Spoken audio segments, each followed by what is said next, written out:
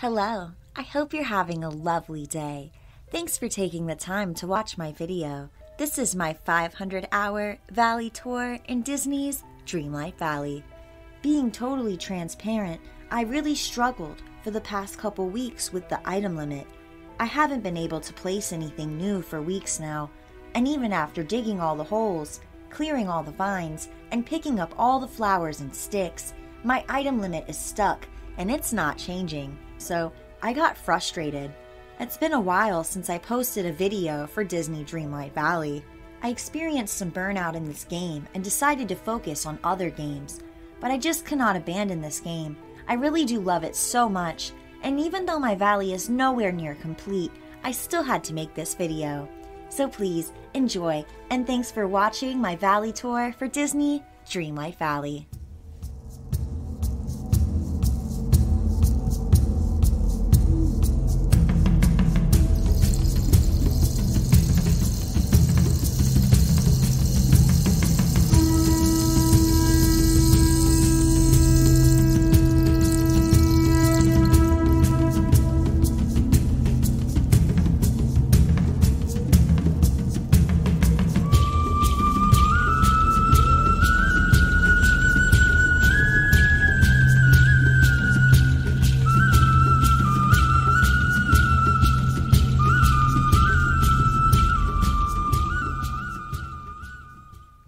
We've arrived at the Glade of Trust. Glade, you made it, and welcome to my valley. We're going to do a full walkthrough across several of the biomes in this video, starting with one of my favorites, the Glade of Trust. The focal point of this biome is going to be Mother Gothel's house. That large tree is the centerpiece. I love the neon colors and glowing mushrooms on the tree, so I tried to incorporate items that had that glowing energy. Not all of these rocks are able to be walked on, but they sure do look cute, so I made an accessible path that leads to the Zen Garden. I set up the fishing village over here in the Glade. I used Moana's boat, Goofy's house, and Donald's fishing boat. I'd like to take a moment here to point out just how different the lighting looks during different times of the day. I filmed this during sunset to get those nice sunset views, and so you could see those rich orange and deep green earth tones.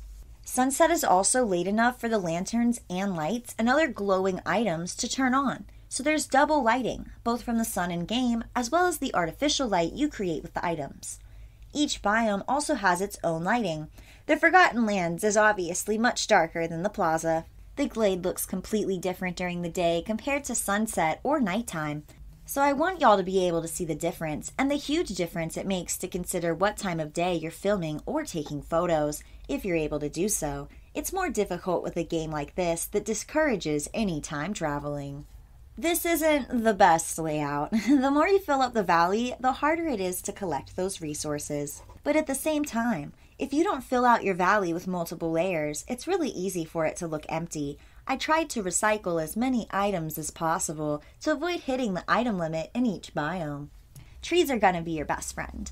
Same with giant rocks. The rock with the giant log, as well as the two large tropical rocks that have trees, rocks, and ferns already included. These items as a base are easy to layer on top of, tall in the back and shorter layers up front. Goofy's house is so cute. I love having giant farms as well to take up space and generate resources, but I'm not sure yet how this affects the item limit, so maybe I'm shooting myself in the foot here. Also, have you ever been walking through your farm and you pick just one of your veggies that you're growing only for aesthetics? What a nightmare. Then you have to go buy exactly one single seed, plant it, water it.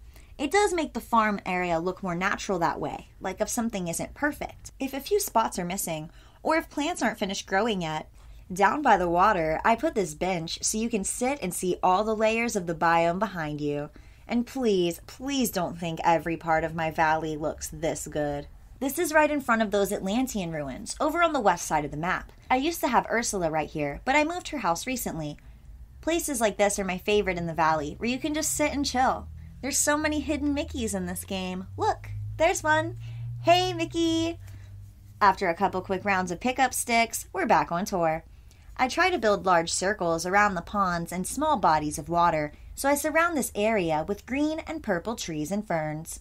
There's still enough space for vines, rocks, or mushrooms to grow here, though.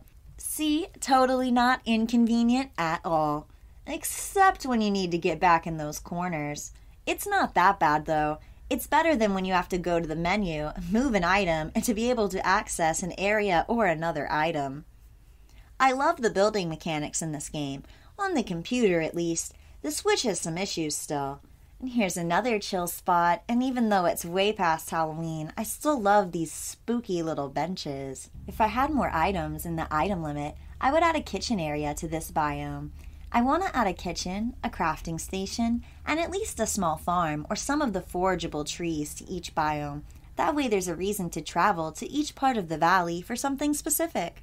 There was a while where I had most of the buildings in one biome, but it made the other biomes feel so empty. And it's really, really easy to hit the item limit without putting the exact same trees, bushes, and furniture in every single biome.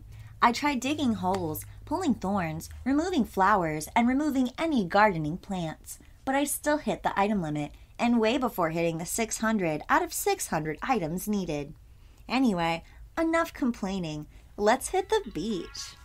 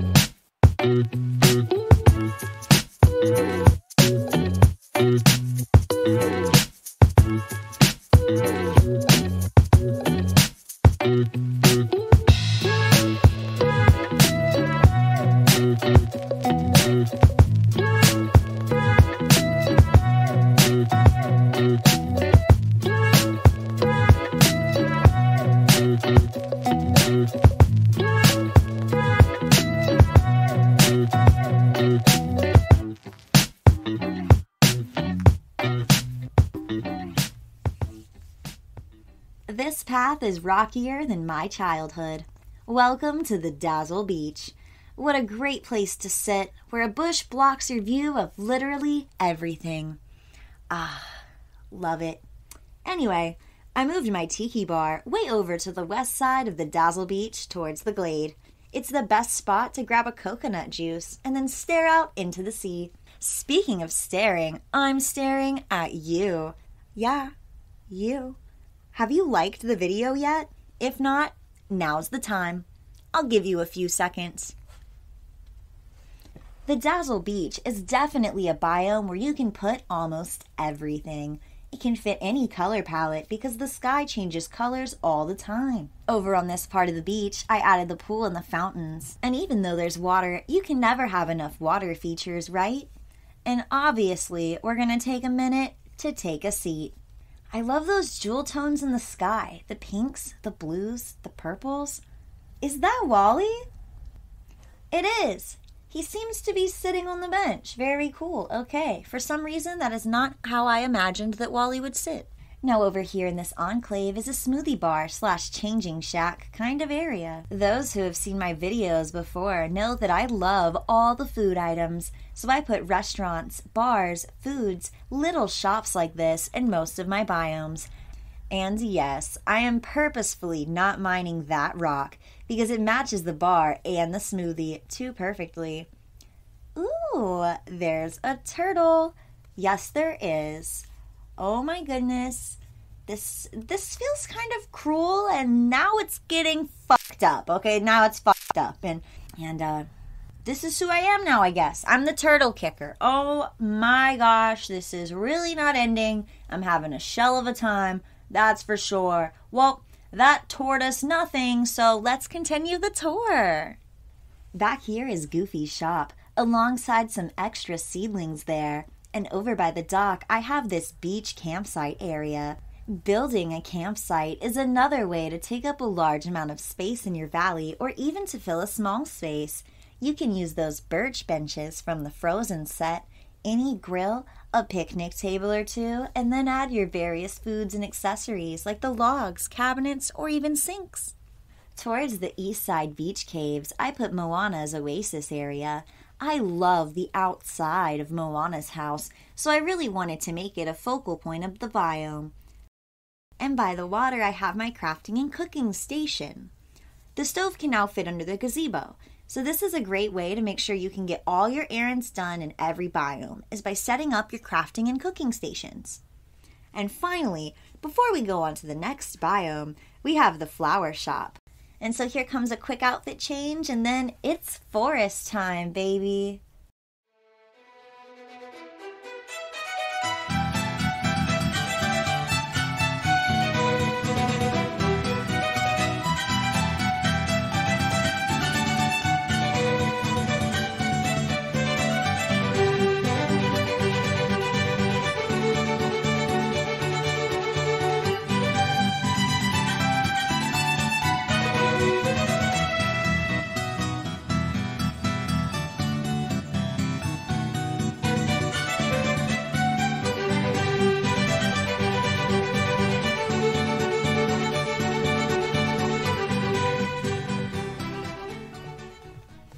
So this is where I started to run into problems.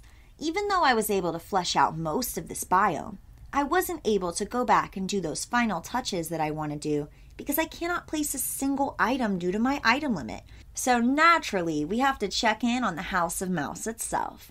Do y'all miss that show, The House of Mouse? For those of you who aren't aware, The House of Mouse was a Disney animated series where Mickey owned a bar and he would plug his own material by playing his own cartoon shorts, and all the different Disney characters would come to the club, villains, heroes, side characters, and all the old school Disney crew, even back from the black and white era of animation. It set up a lot of funny jokes and a lot of crossover references. It's definitely worth a watch if you love Disney, especially if you love those old classic Disney characters like Mickey, Minnie, Pluto, Goofy, Donald, Daisy. But it was also great because you never know who could show up in an episode. The purple and green combination is one that I use a lot, yet again, due to the item limit. And I know I sound like a broken record, but I haven't uploaded a Dreamlight Valley video in over 3 weeks now, mostly due to the item limit, so I'm pretty salty about it. These cherry trees match Minnie's house really well, and it really ties together that cherry blossom forest sort of vibe here. Back across the bridge, we have the farm and flea market area. I plan to use this area seasonally and rotate items out as needed. I put Wally's farm over here as well. Under the arch, of course, is Merlin's School of Magic, which is not at all done, but it can't be edited, of course. But there are some really nice views of the plaza from here. But it does have that unfinished feel. Another quick stroll through the cherry blossom forest, and then heading up now, we're going to the Frosted Heights.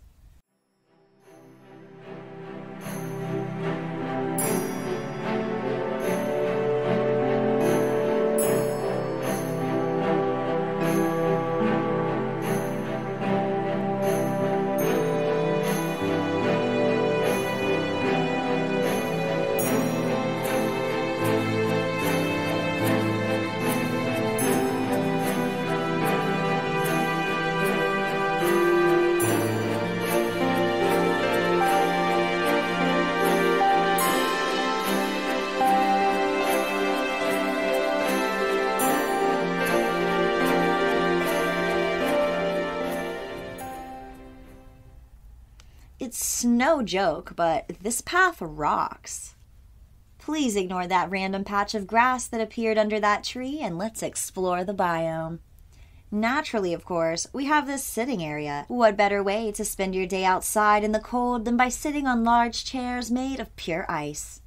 The Celestial furniture set is kind of hard to use, but I personally think it pairs really well with the frozen ice set for an upscale winter wonderland kind of vibe. Moving along through the biome, we have Anna and Kristoff's house, as well as assorted rocks and a path that leads us to the fountain. Or maybe you have to forge your own path. And of course, we have the return of the ever-popular green and purple combination. This time with white accents rather than the brown accents that we saw in the Glade of Trust. This gazebo item is definitely one of my favorites in the whole game. I use it in pretty much every biome, and I really wish I could place another one over here to make a longer path leading to the bridge. Hi, Mr. Fox! So cute! I love the foxes! So like I said, it's that magical-esque purple and green theme, with the taller layers in the back, generally speaking, and the shorter layers up front. Across the rock bridge in the northeast section of the biome, I put my shopping area, complete with sewing station. And the snow family is all back together. Times are good. I used a lot of the same trees in this area as I did the forest area to try to cut down on items in the item limit. But unfortunately, even when I remove items, even items I only have one of, sometimes the item limit doesn't go down, even with a clean valley. This is the obligatory bathhouse area, complete with hot springs and dessert bar. I wanted to clean this area up and flesh it out a bit more, but you know. This is another one of my favorite sitting spots in the valley. You can get some really cool sunsets over here. I added a section of dead trees behind all these trees that are alive. And of course, another random seat, because other than sitting down, there isn't much I can do in the game right now. In this area over here, we have the close-up of the lamp. I mean the ice fishing area. Aw, my fox friend is here, again, in the background. Lots of great angles, especially around rocks, water, or the edges of biome will give you angles that you can't really get anywhere else in the valley. Now, after having an ice time, we can follow this icy rock path. Make sure you don't slip. Rocks get real slippery in the snow. Over by the icy stairs, I put a path as well as sled parking. So yeah, actually, I think this would look a lot better if I just took this out right here. This tree, I mean. So 1 second. All right. I like to add tall items like the flags or the columns to make entrance areas, especially near the front of a biome or near a staircase. It's really interesting what a huge deal that a single item can make. I can delete as many items as I want, but I can't put them back, so I have to be selective. And yeah, on to the next biome. Just kidding. Like I said, I've been stuck in this game for weeks due to the item limit. And considering I clear each biome completely before I start decorating, most of the rest of everything in my valley is pretty empty. I've tried a lot of different things to experiment with the item limit, and I don't want to mod my game or anything like that, but I'm stuck. And I know I'm not alone. I hear y'all out there that are struggling with the same issues, or your own issues based on the platform that you're playing on. But I think we can all agree we need to get a higher item limit, or at least a detailed explanation on exactly what counts as an item, and why 495 is equivalent to 600. You can see I put down some stuff down here, a barbecue pit, restaurant seating, some benches and plants, but I wanted to add a lot more, as well as fill out the paths with stones, bushes, and don't even get me started on the meadow. So yeah, the other biomes are looking pretty lackluster, so that's why they aren't even on the tour. It would be a whole lot of walking around nothing. But there's hope for the future. The game's still in beta, and there's an update coming super soon. Who are you more excited for, Woody or Buzz? This is like an Edward Jacob situation. Is Woody Edward or is Woody Jacob? Y'all let me know about this weird and very terrible crossover. And I'll see y'all for the Valley Tour at hour 1000. This squirrel is not okay. I think she's broken. If you're still here, please subscribe, I guess. I'll see you next time.